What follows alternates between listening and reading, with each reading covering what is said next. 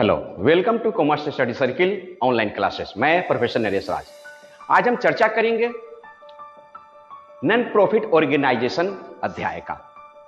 Non profit organisation, जिसे हिंदी में हम अलाभकारी संस्था या गैर लाभकारी संस्था के खाते कहते हैं, इसी को हम शॉर्ट में NPO, non profit organisation, NPO के नाम से जानते हैं। आज हम इस एनपीओ के अंतर्गत 12 क्लास के लिए एसबीपीडी पब्लिकेशंस बुक्स के page number 28, repeat class 12 books SBPD page 28, example number 14 का हम लोग आज चर्चा करेंगे। कह रहा है निम्न सूचना से आय तथा व्यय खाता बनाइए। आई मीन हमें इनकम एंड एक्सपेंडिचर अकाउंट कहा जा रहा है बनाने को। नीचे सारे इंफॉर्मेशन दिए हुए हैं, तो सबसे पहले हम लोग फॉर्मेट तैयार करें और फिर हम लोग सवाल बनाते भी रहेंगे और चर्चा भी करते रहेंगे कि यह बनता कैसे है, इसमें क्या जाएगा, इसमें क्या नहीं जाएगा, क्यों नहीं जाएगा। आइए देखते हैं।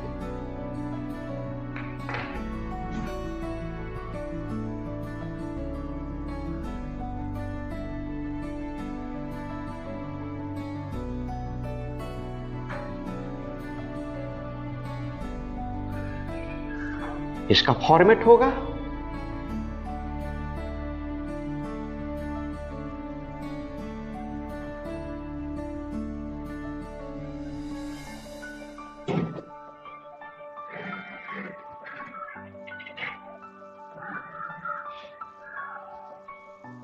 क्या फॉर्मेट हो गया इनकम एंड एक्सपेंडिचर का।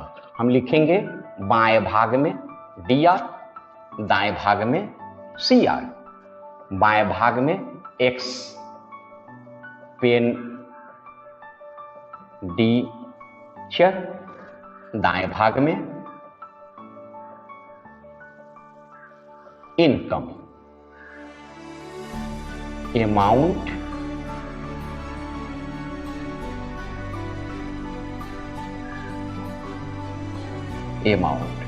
Rupees,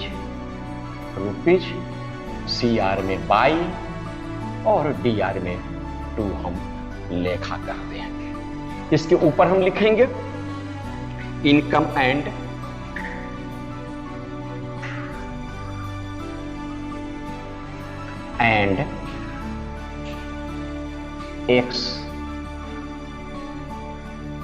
expenditure account. यह income and expenditure account nominal account पर आधारित खाता है। यह 11th के फाइनल अकाउंट के पीएल अकाउंट के जैसा तैयार किया जाता है। हम इसके बाएं भाग में सारे खर्च और हानि और इसके सीआर भाग में इनकम, आमदनी और लाभ लिखते हैं। स्मरण में करा दूं, इस खाते में केवल आयगत नेचर के आमदनी और भुगतान, प्राप्ति और भुगतान, आयगत नेचर के शब्दों को हम इसमें लिखते हैं, पूंजीगत शब्दों को हम नहीं लिखते हैं। नंबर दूसरा, यह जिस पीरियड का बनाते हैं उस पीरियड के समस्त खर्चों को लिखते हैं। यदि इस पीरियड के खर्च, एग्जाम्पल के तौर पे, आप 1 जनवरी को मुझे अपने व्यवसाय में 100 रुपया महीना पर स्टाफ के तौर पे नौकरी पे रखें। मैं जनवरी से दिसंबर 12 महीना मैंने आपके यहां काम किया, किंतु किसी कारण से आपने मुझे भुगतान अगर 1000 किया तो इसमें पूरे 12 महीने का हम लेखा दिखाएंगे। एक्चुअल में पेमेंट किए 1000 और हमारा जो आउटस्टैंडिंग बकाया हो गया 200, दोनों को जोड़ करके लेखा करेंगे। यह पूरे 365 दिन का लेखा किया जाता है।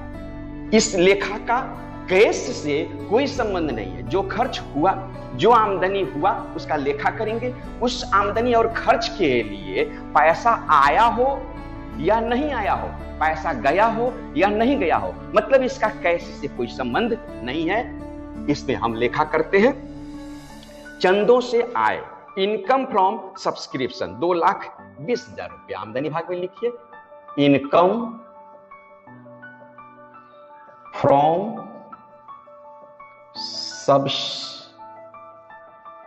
सब्सक्रिप्शन, आप इनकम फ्रॉम शब्द न लिख करके केवल सब्सक्रिप्शन शब्द भी लिख करके काम चला सकते थे।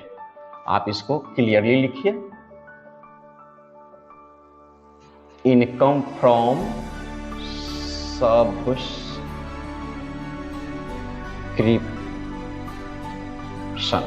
केवल सब्सक्रिप्शन भी लिख सकते थे या इनकम फ्रॉम पूरा सब्सक्रिप्शन पूरा वर्ड लिखिए। पैसा है इसका 2,20,000, 2,20,000 रुपया। आगे वेतन दिया, सैलरी पेड किया, लिखिए एक्सपेंडिचर भाग में सैलरी लिख दीजिए, पेड आपकी इच्छा हो तो लिखे या ना लिखे। एक्सपेंडिचर भाग का मतलब ही है हम भुगतान जो कर रहे हैं पेड कर रहे हैं, तो ये पेड शब्द लिखना आवश्यक नहीं है, सैलरी लिखना है। इसका मूल्य है आपको 30,000 रुपया। यह लिखेंगे हम इनर कॉलम में, क्योंकि ठीक उसी के नीचे लिख रहा है outstanding salary at the end of the year, साल के अंत का बकाया सैलरी इसके साथ जोड़ दीजिए, प्लस आउटस्टैंडिंग 6,000 है। इस तरह इनर कॉलम में 30,000 और 6,000 को अंडरलाइन करके अमाउंट में डाल दीजिए आप 36,000 रुपया।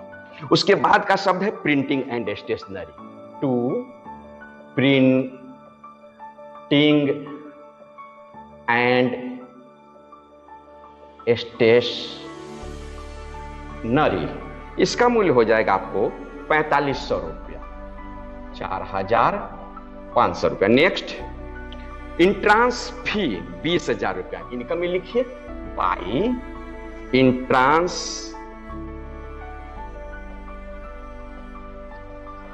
फी, इसका पैसा है 20,000 रुपया। इंट्रांस फी के बाद है डोनेशन रिसीव्ड 10,000 रुपया, ये भी आमदनी में लिख दीजिए, डोनेशन रिसीव्ड, पैसा होगा इसका 10,000 रुपया। नेक्स्ट ऑफिस एक्सपेंसेज, खर्च की तरफ, ऑफिस एक्सपेंसेज, इसका मूल्य है 15,600 रुपया, 15,600 रुपया। नेक्स्ट रेंट पेड, खर्च है, लिख दीजिए रेंट पेड, पैसा है इसका 30,000 रुपया। और लास्ट वर्ड है आपके प्रश्न का मिसलेनियस एक्सपेंसेज 4,000 रुपया, टू मिसलेनियस एक्सपेंसेज, इसका मूल्य है 4,000 रुपया। इस तरह हम इस प्रश्न के सारे शब्दों को ट्रांसफर कर दिए। अब इसके बाद हम इसका बैलेंसिंग करेंगे। बैलेंस हमारा सीआर में भी आ सकता है, बैलेंस हमारा डीआर में भी आ सकता है, लेकिन किताब के मुताबिक इसका बैलेंस डीआर में आ रहा है। तो देखिए इसका हम बैलेंसिंग कैसे करेंगे, दोनों को आप आमने सामने जोड़ दीजिए, खाता बही की तरह बैलेंसिंग करिए, 0 0 0 0 2 2 4 1 5 और 2 के 2, 2,50,000 रुपया, 2,50,000 रुपया। बैलेंसिंग कीजिए, 0 0 5 6 5 6 11 11 और 9, 20 के 0 हाथ में 2, 6 8 4 12 5 17 17 और 4 21 21 और 9, 30 के 0 हाथ में 3 3 6 1 7 3 10 5 15 के 5 हासिल 1 और 1 2, 1,59,900, यह शेष आपका डेबिट भाग में आया, जिसका नाम है सरप्लस। यह आपका इस प्रश्न का बैलेंस अमाउंट हुआ 1,59,900। यह आपका आंसर हो गया। इसी सरप्लस को अगर हम लंबा शब्द लिखना चाहे तो हम लिख सकते थे excess of income over expenditure. ठीक इसके विपरीत, यदि आपका वह शेष इस साइड में, सीआर साइड में बैलेंस अगर आता तो हम डिफिसिट लिखते